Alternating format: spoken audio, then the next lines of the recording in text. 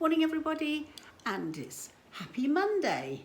It's the 26th of October and it's a lovely sunny day, and yes, I didn't do any blogs over the weekend. I had a few sniffles, but I feel absolutely fine now, so I'm going to continue calling this day 6.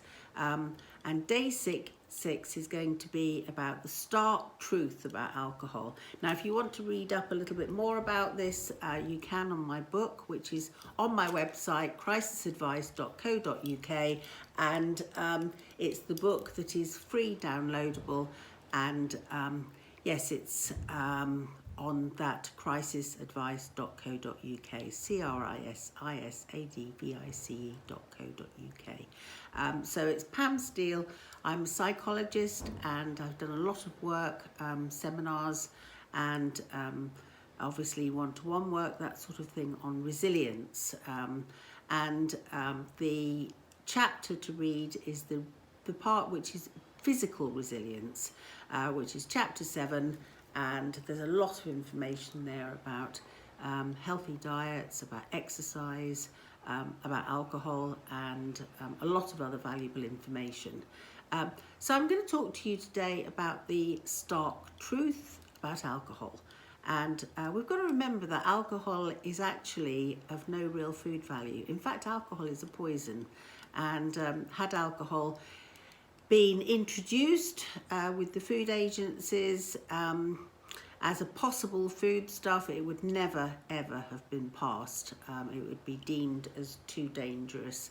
But as you all know, we have been drinking alcohol for centuries, millennia, for as long as anybody can remember, and therefore it is with us to stay, and we have to think about how we treat it.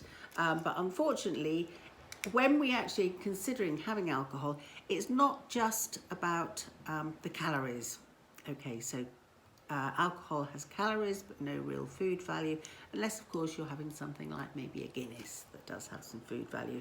But most of the alcohol, spirits, wine, hasn't really got anything other than calories. So yes, but it does have other things, and what we have to remember is that it does have an effect on our liver. And whilst our liver's working really hard to detoxify the alcohol that we have within us, then it's not being able to detoxify or remove the fat from our foodstuffs. So we end up with more fat around within our systems, and that lays down as body fat.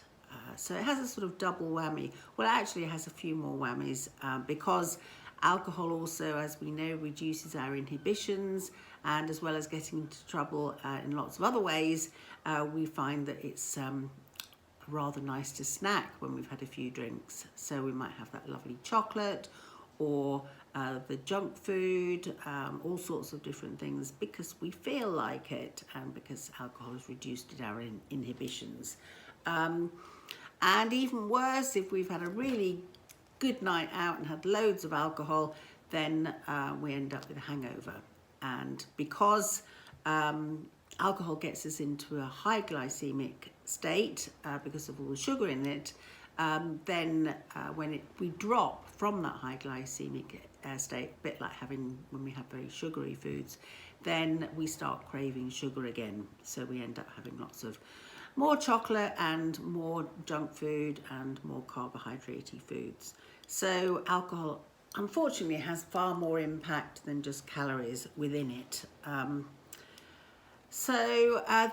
That's the stark news, but what we can do is we can actually look after our livers, and because after all, they're the ones that help us with our detoxification process.